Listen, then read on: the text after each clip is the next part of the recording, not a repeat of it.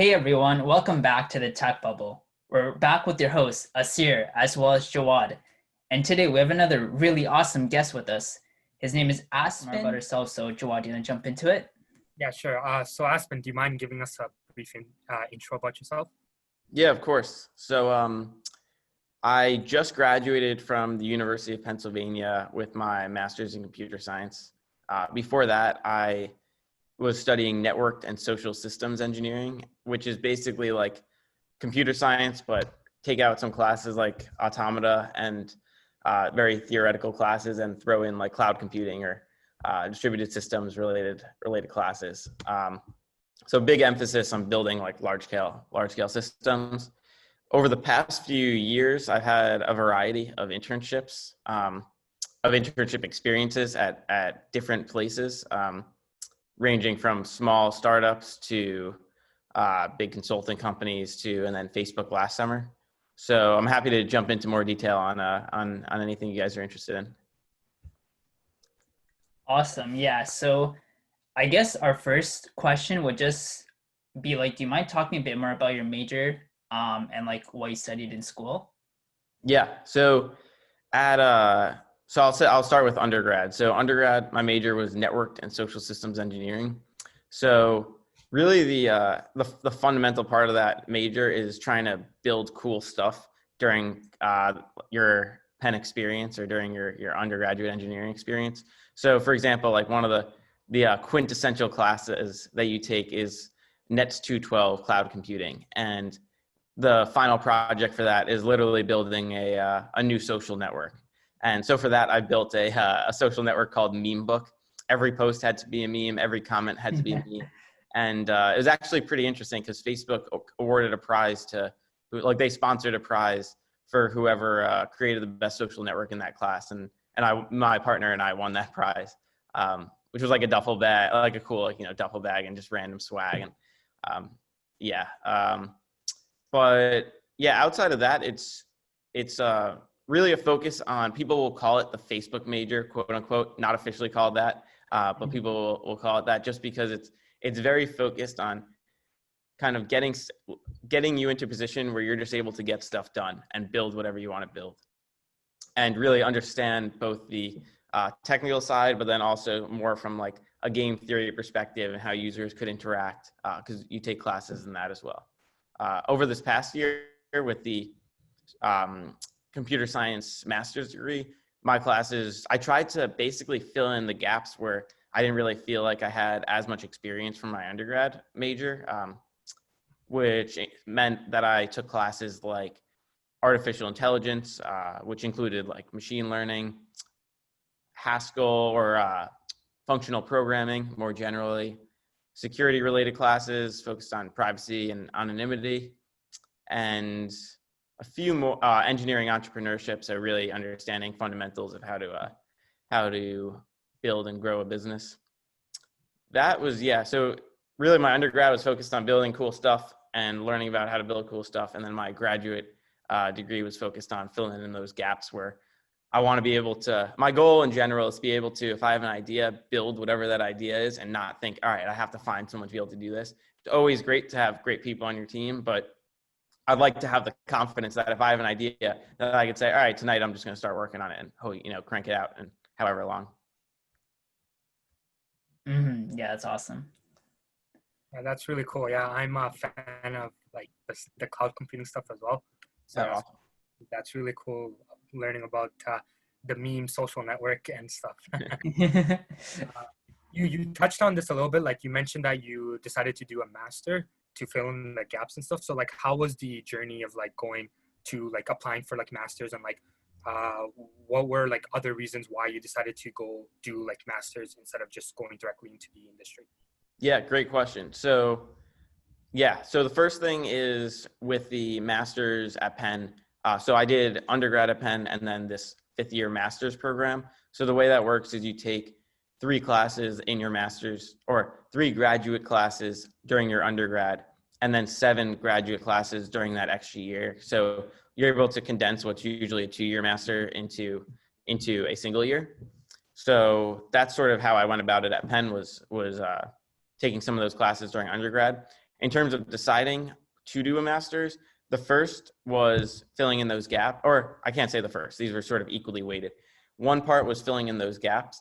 The second part was I interned my sophomore year at a small startup, now actually a very big startup called Consensus, like a blockchain startup. The year after, I interned at Ernst & Young doing tech consulting. And I liked interning at the small startup. I wasn't as big of a fan of tech consulting, but I did see like the merits in it. But I hadn't interned at a large software engineering company. I wanted to hit that full range of experience. I was actually very unsure if I'd want to work at a large software engineering company before interning at Facebook. And I was actually pretty set on not working at a large software engineering company after college before my internship. But I was thinking, all right, it'd be cool to get this experience, get an understanding of how it works. And I can't say this for every large tech company, but at least for Facebook, they do give you a good amount of ownership, and they do sort of have this move fast, break things mentality where you're not just limited by the bureaucracy. You could just, build as fast as you could think of building stuff. So yeah, after interning at Facebook, so doing the master's sort of gave me that extra summer to try something new. And after interning at Facebook, I was like, wow, this is awesome. And then I signed a return offer to start in about 2 months or a month and a half, November 2nd in Boston. Actually remote, but out of the Boston office. So. Oh yeah, that's very insightful. Yeah, like I was like thinking about doing my master's. Like it's like 3 years down the line, but like still, I think filling in those gaps are very important. Just to, like you said, just if you have like an idea, you can just go out and do it. Totally agree. I think the thing that's interesting, and it's questioned whether it's necessary, but it's something that I feel was necessary for myself, is that I get messages a lot of times from friends and sort of friends of friends or people in my network who are like, oh, do you know somebody who could do this, or who could work on this part of this project I have? And I sort of want my ability to be like, if I ever get asked, I could do whatever. Like I could work on all of it. Not that I necessarily, want to work on some, random like obscure connections startup, but more just have that ability to say that, yeah, I mean, I could do this. And if I had the same idea, I could just do it myself. Like, not that I'm going to copy them, but I could just, build something like that myself. For sure. Yeah. Yeah. So our next question is more related to just like jobs as a whole. So when it comes to like internships as well as full-time jobs, there's a lot of different avenues people pursue to get these jobs. So there's like LinkedIn, there's the school's job board. It could just be through your network entirely. So yes, I guess sort of pertaining to that, like how did you find some of your internships and what did you find worked best for you? Was it like LinkedIn, your network, or what was like the best tool for you in that regard? Yeah, I could even walk through each of them. So my freshman year, I interned at the same laboratory. It was the Cold Spring Harbor Laboratory, like a research institution in near where I live. And I interned there throughout high school, so I continued that and interned there after my freshman year of college. That was sort of just very close to me. Had a relationship with them for a lot of years, so it wasn't it was a lot different, I guess. So that's like first year, more local internship. Second year, interning at the startup Consensus. I applied to a bunch of companies that year, basically just Googling, who has tech internships for sophomores available, and I don't know if I got any interviews outside, or I got one other interview from a startup outside of them, but I cut that short. But I interned. So this guy who worked for Consensus, or was one of the leads there, Andrew Keys, he spoke at Penn. And after he spoke, he said that if you were interested, you could drop your resume with him and like chat. And I did that. And a few days later, one of his people reached out, and the process was pretty quick, but that was basically just through me meeting somebody in person who was giving a talk at Penn. The third year was Ernst & Young has this program where I don't know if they still have it, so I'll caveat that, but they had this program called the Emerging Leaders Program, which was a 2-day program in New York City. You actually got to go to the stadium New York Giants play, and they did a lot of stuff to try and like sell you on the company. And basically how it worked was they tell you about their culture and stuff, but to get into that program, which it was pretty interesting because you're like, all right, this is a 2-day program. It shouldn't be, that involved. And there were like 3 or 4 interviews and an on-site interview to get into this program. And actually at the end of the program, we got offers for a internship the following summer. So this is like after my sophomore year, or I think before my sophomore summer, I did this 2-day program. And then by the end of the 2-day program, they gave an offer for the following summer. And so when they did that, I was like, all right, sounds pretty cool. I'm kind of unsure of what I want to do, try this or tech, try and apply for tech related jobs. And turns out that offer they have expired like in late August. So you don't really have a lot of bandwidth to be able to apply for those jobs, especially with another internship going on. So I was like, all right, sounds cool. I'll try tech consulting. And so that's how I got that internship.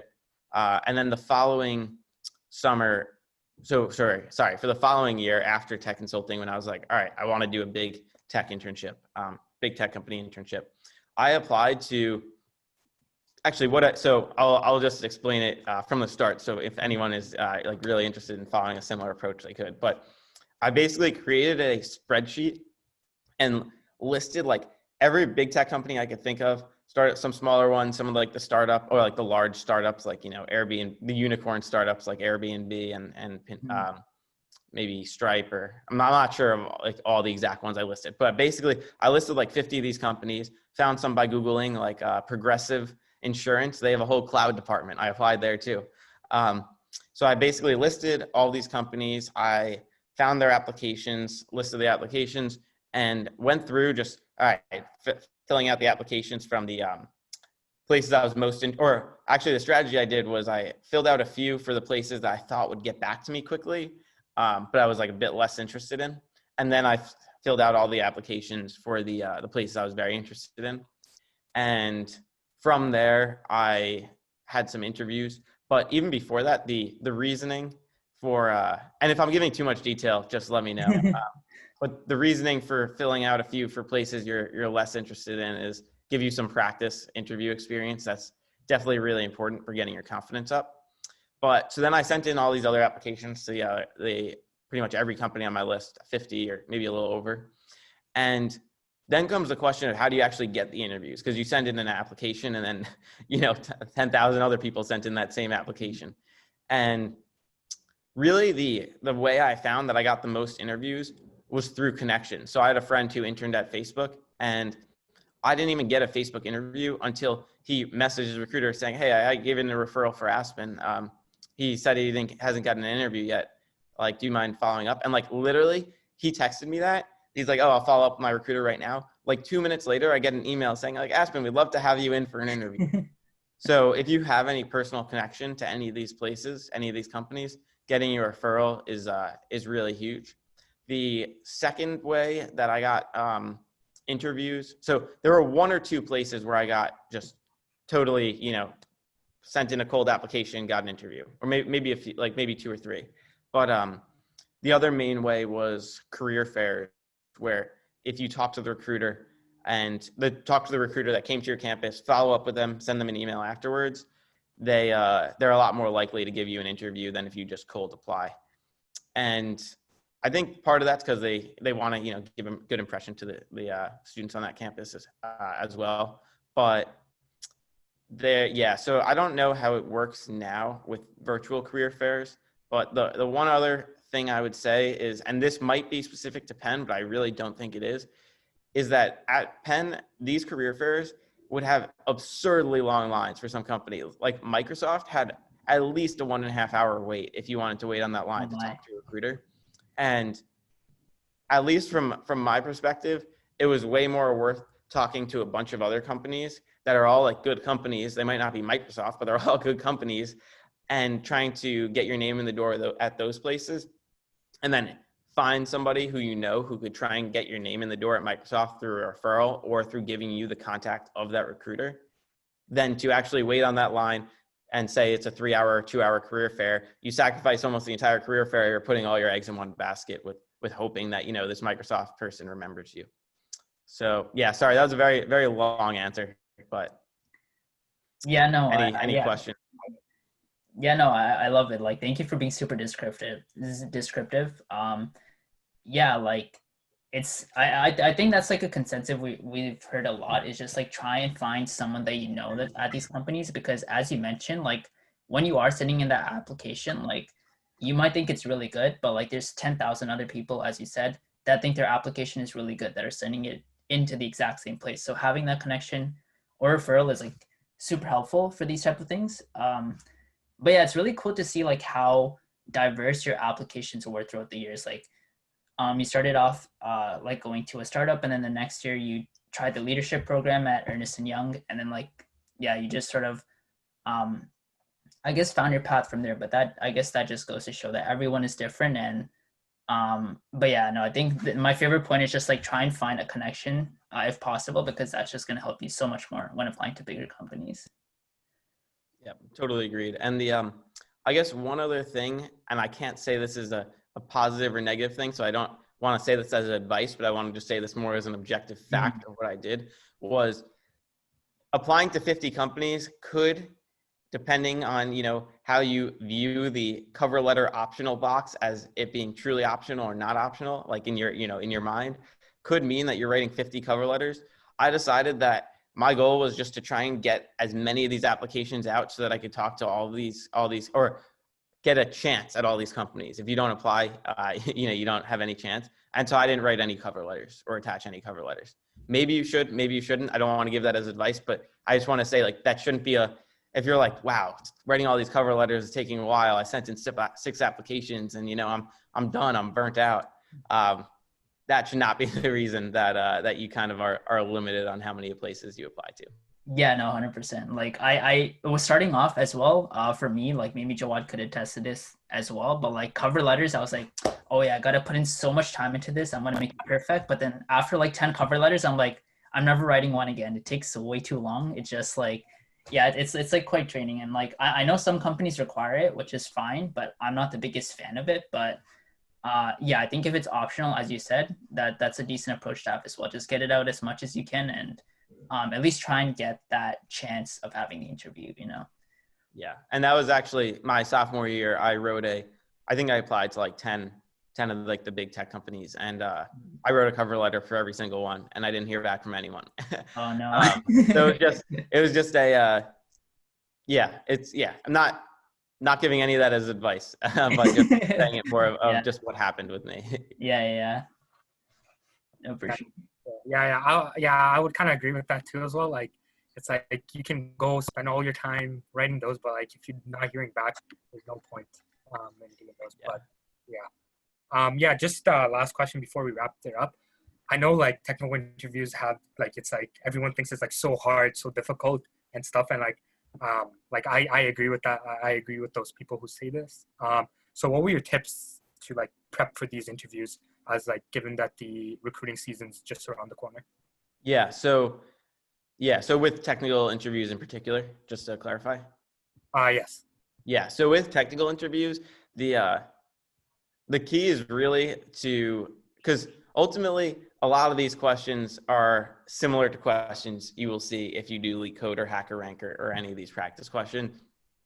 But the key with preparing, because obviously like your constraint is like, all right, you only have, so much time every day with all your schoolwork and other stuff going on, that you're not going to be able to spend, 10 hours a day doing LeetCode, for example, or reading Cracking the Coding Interview, which is pretty popular at Penn. And I actually do think that's a very good book, by the way. But basically what I did was I read that book. I read that book probably over the course of like a year. You could read that in way shorter, and you don't even need to read the whole thing, because there's a lot to just good questions and tips, I believe either at the beginning or the ends of the chapters. But really it's working smarter, not harder, in practicing the questions. You'll definitely have friends who will say, yeah, I've done like 300 LeetCode or 400 LeetCode, or, I've done like 200 LeetCode hard. And while that's good, the reality is that there are certain questions that sort of are more applicable to a lot of other questions that could be similar. So for example, a very basic one, but the finding two numbers that add to X, or finding two numbers from an array, I believe that's sum to X. There's derivatives of that question asked all the time. And so like that, while it might be listed as LeetCode easy or LeetCode medium, I'm not sure what it's under. That's something that's like way more high value knowing how to do that than it would be to say, do some, crazy topological sort with dynamic programming of something. So it's really trying to find those higher value questions. And I think LeetCode does do a pretty good job of providing the top 100 questions. So I think that's a pretty good baseline to be able to try and make sure you could get through all the easy ones. Or I can't say all, but make sure you have the ability, if you see like an easy LeetCode question, to try and get that down. Then try and be able to get through medium ones. You'll always find ones that you stumble on, and that's inevitable. There is some luck to the process. There is some experimenting that companies do when they introduce new questions and are like, all right, how evaluating the difficulty of that as well. But really, I would say don't spend all your time spending, hours on LeetCode hard. I'm not saying that, your whole life should be LeetCode, but I think LeetCode does give a very good, a good way to practice these questions.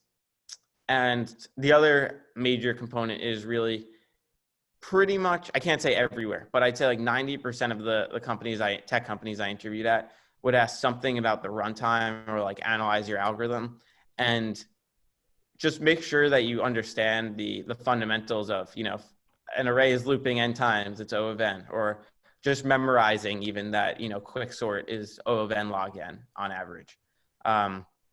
Just trying to remember some of those runtimes, so that even if you don't come up with the optimal solution and you're like, say 75% of the way there and you got something good, but it's not exactly what they wanted, showing that you understand like what you wrote and you understand the drawbacks and, the positive parts of it, it does convey a lot. And you don't always need the most optimal solution to get through the technical interview. Sure, at least I'll qualify that. That's at least of the tech companies. I didn't really pursue any of the like quant related stuff. So I don't want to say that that's, applicable there, but at least of the tech companies. For sure. Yeah, that's a good point. It's because, like there's only so much time with school and stuff you can spend on LeetCode. So yeah, I think that's some good piece of advice, doing those like top 100 interview questions, rather than like just going random questions, like spending like 10 hours each day on that. Yeah. And I guess one more note to add on that would even be, if you go through an interview, regardless of whether it goes positively or negatively or, good or bad, it's more like I always looked at it as, and this was part of my reasoning for doing 50 interviews, applying to 50 companies. I actually wanted to apply to even more, but just to get more experience. But every time you do an interview, you're practicing for the next interview. Like literally during that interview, you're basically improving your skills. Even if you get the question wrong, you'll learn from the experience. You'll learn, afterwards, I'm sure you'll figure out how to do the question correctly. Each interview I would view them as almost every single one you're growing in terms of your technical skills and your ability to interview. Even if you don't get an offer, or even if you bomb the interview and you have no idea what the question's asking or how to answer, you're still going to have your skills grow, and it will only help you going forward. Yeah, for sure. Yeah, I can completely agree with that. Yeah, it's like just as a way of practicing and stuff, applying to like a variety of different companies just to practice your technical interview. So once you get that like interview that you're very interested in, you'll be like more prepared than you were if you hadn't had those interviews. Yeah, exactly. Yeah, so I think that's all for our questions about Aspyn and his experience. Now, Aspyn, are we good to transition into some of the more random questions that ask away? All right, ask away. Okay, awesome. Okay, yeah, so Jawad, if you don't mind, I'll get started. Sure. So Aspyn, would you rather be super fast or super strong, and why? Which, if you choose super fast or super strong, which one did you choose and why, basically? Yeah, I would say super fast, because I'm late to I could be late to a lot of things. Now that everything's virtual, it's very easy to be on time to everything. But yeah, I was pretty much late to to almost every single class I was in college. And I wouldn't have been late. But beyond classes, there's obviously more important things or more important things that you don't want to be late for. So in no situation would I ever be late. And also the other fact is that this is something that I've thought about in general. It's sort of interesting is that when you're at least this is probably most applicable in New York, where there's traffic like all the time, just by like the nature of, New York City being a major, maybe one of the most major cities in the world. And if you sit in traffic, for 45 minutes, you're gaining absolutely nothing. You're not wasting your time because you're getting somewhere. But like, if someone was like, hey, I'll give you like a free, teleportation ride, assuming that like existed, you would like 100 and like it was safe. Like you would 100% take it. And so yeah, being super fast just saves you that time where you wouldn't actually, you're sort of just wasting your life. I mean, yeah, I was gonna bring up the traffic thing, but honestly, yeah, no, like basically you're saving time as well. It's a good point. You save 45 minutes every trip to work, which is awesome. Yeah. So like another question, if you could eat any food, like whether it's like fruits, vegetables, like pizza, anything, what would it be for the rest of your life? That's an interesting question. So I would probably say pizza. Being a New Yorker, I'm a huge pizza fan. I got the best pizza in the world here. Also, I've always been like pretty much any nearby pizza place I've become like a regular of wherever I was. In Philadelphia, it was when I was going to Penn. There's this place and pizza, and another place Zesto's where I was actually in another place Axis. I was regulars of a lot of pizza places, depending on where I lived, whichever one I was closest to. But yeah, I'll qualify that with if my cholesterol is just going to skyrocket, I'm gonna put down that third again. Maybe not pizza, and maybe I'd say broccoli, but pizza. Good choice. Yeah. So this next one is: would you rather be able to only whisper, or only be able to yell? That's a good question. That's definitely a good question. Only whisper or only yell? All right. I would say only whisper, and I would bring around a megaphone so that it would make my whisper louder. No. We can't have that. Can't have that. All right. You can't have any excessive tools. That means I need to be really, what I would say in that case then, no, let's say we're in the Stone Age, no technology, only yell. Yeah. Because if I have to only whisper, I have to be right next to someone all the time to talk to them. Yeah, I'll go only yell on that. Awesome. I think for the last question, if you could be any animal, what animal would you be? Oh, good question.